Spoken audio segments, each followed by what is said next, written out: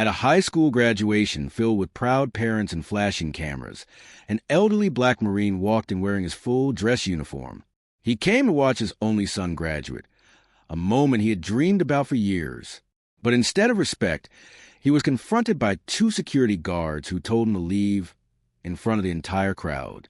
What happened next shocked everyone in the room, because when 6 Navy SEALs walked through the doors, the entire graduation came to a standstill.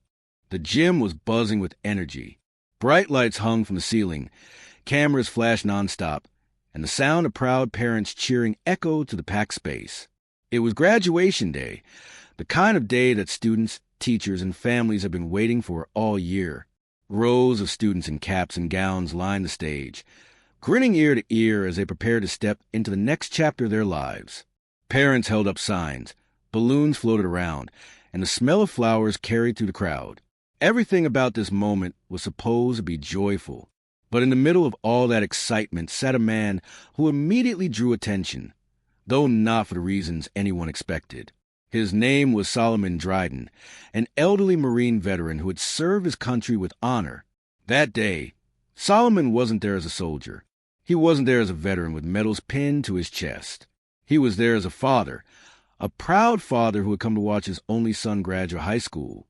He had dressed in his full Marine uniform for the occasion.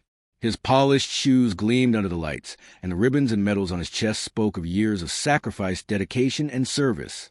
For Solomon, wearing his uniform wasn't about showing off. It was about honoring his son and carrying the pride of a lifetime of service into one of the most important days of his family's life. But not everyone saw it that way. As Solomon sat quietly in his seat, 2 school security guards made their way toward him. At first, no one thought much of it. Maybe they were checking tickets. Maybe they were patrolling as usual. But then, they stopped right in front of Solomon. They leaned down, their voices sharp, and one of them said words that stunned not only Solomon, but also everyone sitting nearby. "Sir, you need to leave immediately." The entire row around him froze. People looked at each other, confused, whispering, "Why are they asking him to leave? He's not doing anything wrong." Solomon, calm but taken aback, looked up at the 2 guards. His voice was steady, though there was a weight in his tone. "Excuse me? I'm here to watch my son graduate." But the guards weren't moved. They doubled down, insisting that Solomon's uniform was a distraction and that his presence was drawing too much attention. The words cut deep. Here was a man who had risked his life for his country, who had lived by honor and duty, and who had carried the scars of service both inside and out. And now, in a room full of celebration, he was being treated like an intruder. Solomon's hands rested firmly on his knees.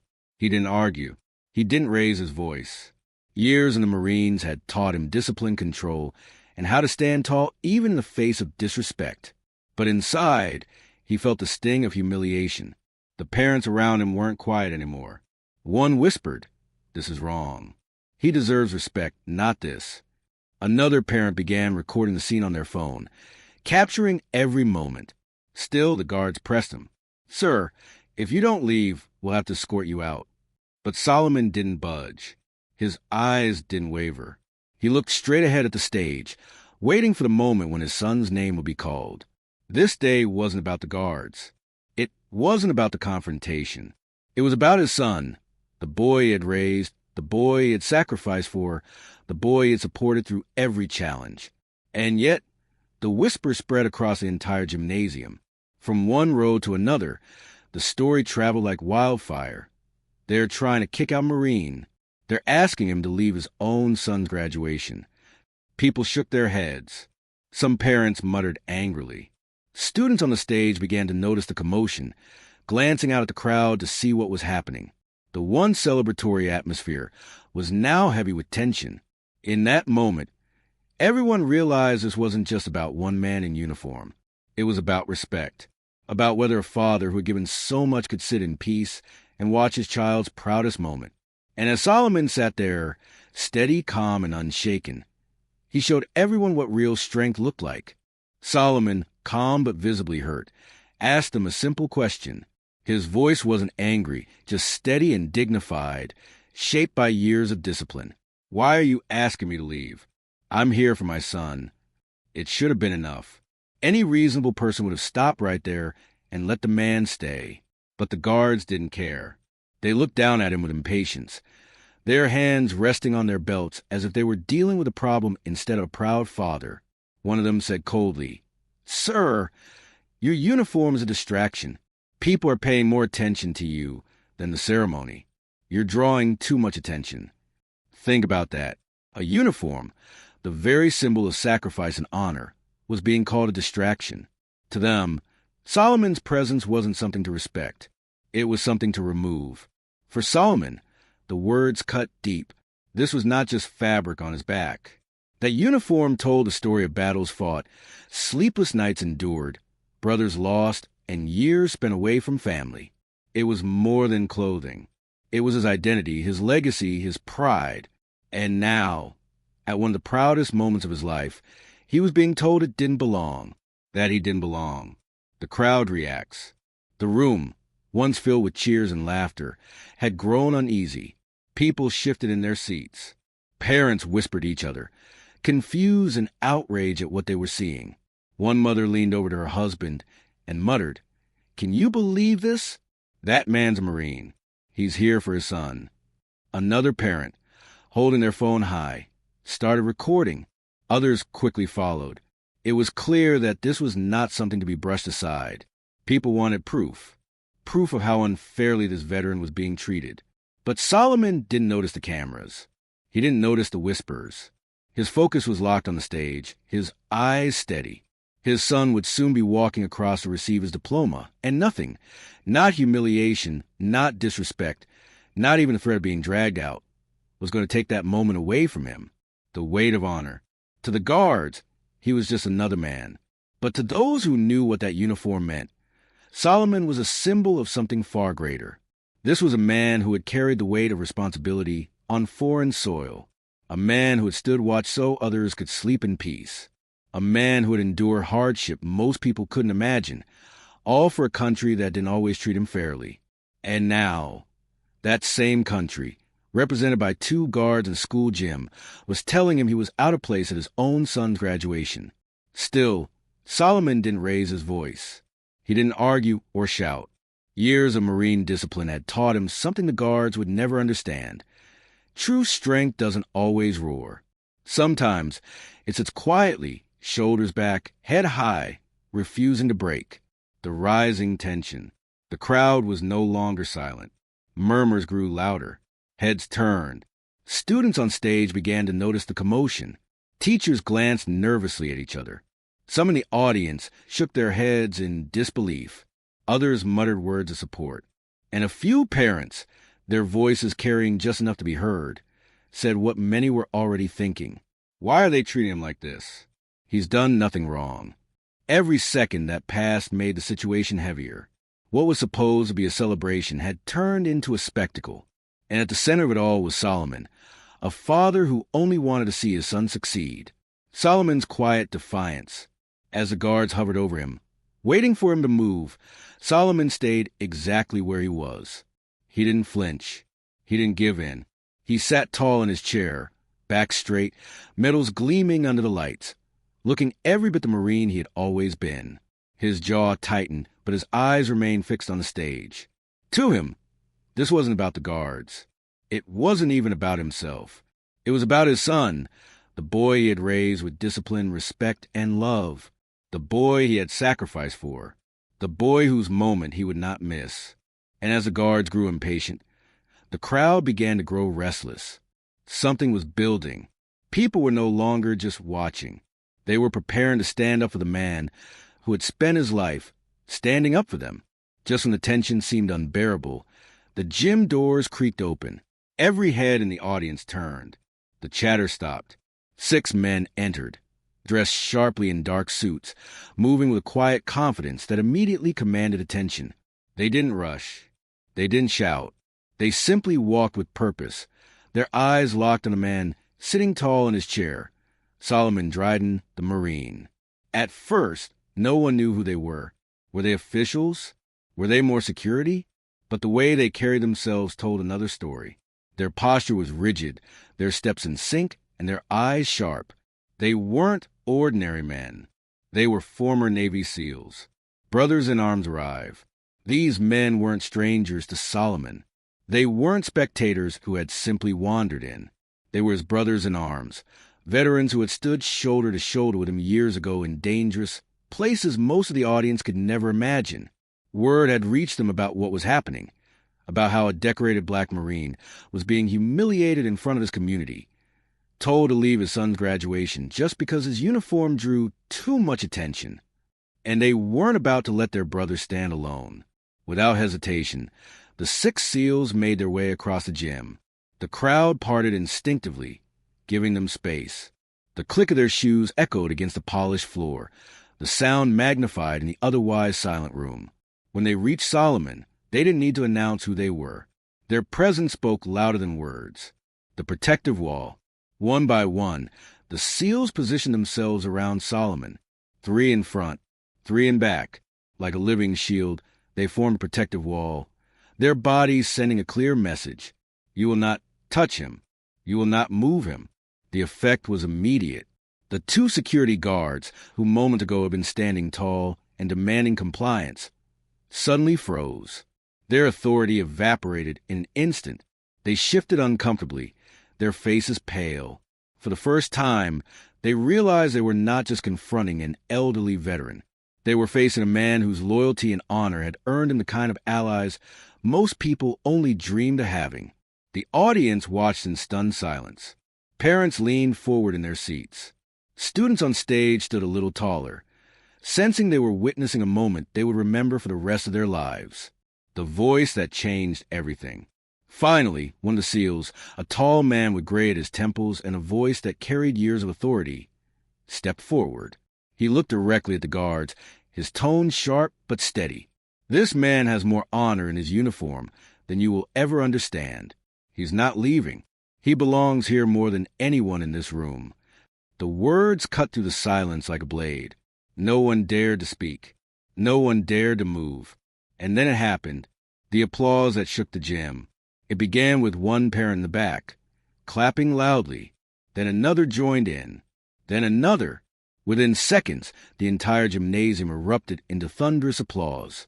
Parents stood to their feet, clapping and cheering. Students pounded their hands together, some shouting, "Semper Fi!" Others whistled, their voices echoing off the walls. Even teachers, usually reserved at such events, rose from their seats and joined the applause. The atmosphere had shifted completely. What had been tense and uncomfortable was now powerful and unifying. The room was no longer divided. It was together, standing in respect for a Marine who had been wronged and the brothers who had come to defend him. The guards stood frozen, red-faced and humiliated. Their earlier confidence had melted into silence. There was nothing left for them to say. The meaning of respect. For Solomon, it was almost overwhelming. He hadn't called for help. He hadn't demanded attention. He had simply come to see his son graduate. And yet, here he was, surrounded by 6 SEALs, cheered on by an entire community, finally receiving the respect he had quietly carried in his heart for decades. He didn't rise to his feet. He didn't need to. His quiet dignity, paired with the presence of his brothers in arms, had said everything that needed to be said. That day, the message was clear. True honor can never be silenced. The principal, embarrassed by the scene unfolding before hundreds of students and parents, rushed forward. His face was pale, his movements quick and nervous. Graduation ceremonies were supposed to run smoothly, to celebrate achievement, not to become the center of a public scandal. Yet here he was, forced into action as the gym erupted into chaos. Parents were no longer whispering quietly among themselves. They were shouting in full support of Solomon. Voices rose from every corner of the room, echoing through the rafters of the gymnasium. Let him stay. Show some respect. That man's a Marine. He earned the right to be here. The noise grew louder and louder until it became impossible for the principal to ignore. The students joined in. Then came a moment that no one expected. The graduates, young men and women lined up on stage in their caps and gowns, began to rise from their seats. One stood, then another, then another. Within seconds, rows of students were on their feet, clapping their hands together in unison. Some cupped their hands to their mouths and shouted, "Let him stay! Let him stay!" Their chants filled the gym, shaking the very air. These were teenagers, but in that instant, they were leading the room. Their voices carried not just volume, but conviction. They knew what was happening was wrong, and they weren't afraid to say it. The guards lose control. The two guards, red-faced and flustered, tried desperately to defend themselves. One waved his hands as if to calm the crowd. The other stammered excuses about rules and disruptions. But their words were meaningless. The audience wasn't listening anymore. The chants, the clapping, the shouts of support for Solomon drowned them out completely. Their authority, which only moments earlier had seemed so absolute, now crumbled under the weight of community outrage. They had underestimated something powerful, the respect that veterans command, especially a Marine like Solomon, a man who had given his youth, his health, and his strength to serve his country, a man who had faced danger so that others could sit in safety, a man who had endured years of being overlooked, dismissed, and even disrespected, but who had still carried himself with quiet pride. Solomon's quiet strength. Through it all, Solomon remained seated. He didn't rise in anger. He didn't shout back at the guards. He didn't need to. He sat tall, his back straight, his medals gleaming under the bright lights. His face was calm, but his eyes told a different story. Behind the steel of his Marine discipline, tears began to form.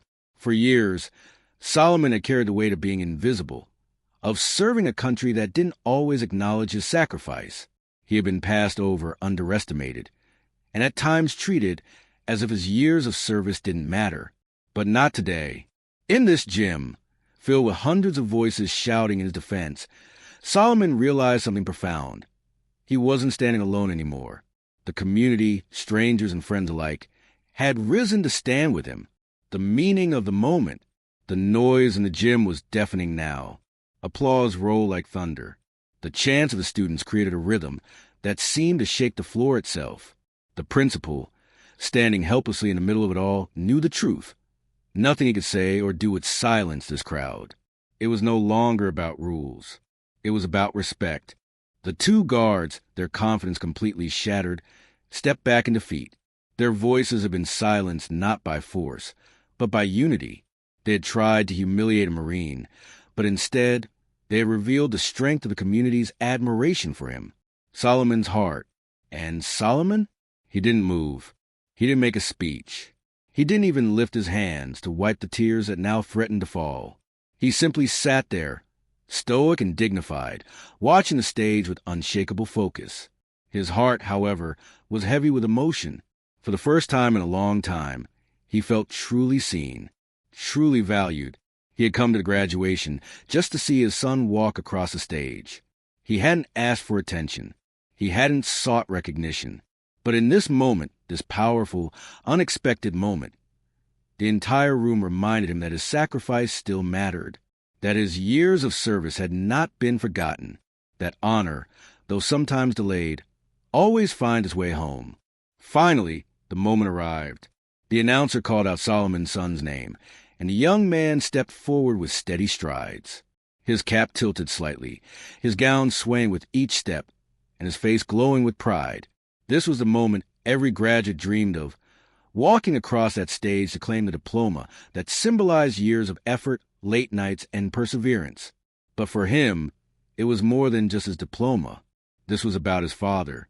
He walked to the center of the stage where the principal stood, ready to shake his hand. But instead of immediately reaching forward, the young man paused. He turned his head to the audience, his eyes scanning until they landed on the man who had raised him, the man who had sacrificed, served, and endured so much. And then he did something no one expected. With his right hand, he pointed directly at his father. The explosion of applause. The crowd erupted again, but this time was louder, more powerful, more emotional than before. It wasn't just applause. It was a roar. Parents leapt to their feet, clapping until their palms stung. Cameras flashed from every corner of the gym, desperate to capture the once-in-a-lifetime moment. Even the students on stage, dressed in their caps and gowns, clapped along, stomping their feet and cheering for their classmate and his father. The sound was deafening, but in the best possible way. The building shook with energy, the walls echoing with the unified voice of hundreds of people who understood exactly what they were witnessing. A son's silent message. That single gesture, the point of a finger, said more than any speech ever could. It was a message to everyone in the room. This is my father. This is the man who raised me. This is the man who deserves your respect. The young man hadn't said a word, but his action had spoken volumes. It turned the ceremony into something far greater than just a graduation. It became a tribute. Solomon sat in his chair, his back still straight, but this time he could no longer hold back the tears. They rolled slowly down his cheeks, glistening in the light. His son had given him a gift far greater than any medal or recognition he had ever received. The public acknowledgement that his father's sacrifices had not been in vain. The end of the guard's authority. Meanwhile, in the back of the gym, the two guards stood stiffly, their faces flushed with humiliation, once so sure of themselves. Now they were out of place in a room that had turned completely against them. Quietly, almost unnoticed, staff members escorted them out. There were no arguments now, no attempts to explain themselves. Their voices, once so loud in trying to shame a Marine, were gone. They had been silenced not only by 6 SEALs, but by an entire community that stood united in respect. The Walk of Honor. When the ceremony ended and the last names were called, the graduates tossed their caps into the air. Cheers filled the gym once again, but many eyes were still on Solomon. As the crowd began to file out, Solomon rose slowly to his feet. He wasn't alone. The 6 SEALs flanked him once more, walking with him step for step. Parents reached out to shake his hand. Students hugged him, and strangers stopped him to simply say, "Thank you." He had entered the gym that day as just a father hoping to watch his son graduate. He had nearly been forced out in humiliation. But now, he was leaving as something far greater, a Marine honored by all, a symbol of dignity, and a reminder of the respect owed to those who serve. The lesson that lasted. For Solomon, the day had been about his son's achievement. But for the community, it became about something larger: respect, dignity, and unity. Everyone who had been there would carry the story with them. How a Marine was told to leave, how his brothers in arms came to his side, how a crowd of ordinary people rose together to defend what was right. Solomon walked out not embarrassed, not defeated, but celebrated. Surrounded by SEALs, embraced by his community, and lifted by the love of his son, he left the gym with his head held high. That graduation would be remembered not for the diplomas handed out, but for the moment a community chose honor over humiliation, respect over disrespect, and unity over silence. It became a day no one would ever forget. What an unforgettable story of respect, honor, and unity. If you felt inspired by this Marine's strength and the way the community stood by him, make sure to hit that like button. And if you want more powerful stories just like this one, don't forget to subscribe and turn on the notification bell so you never miss a moment.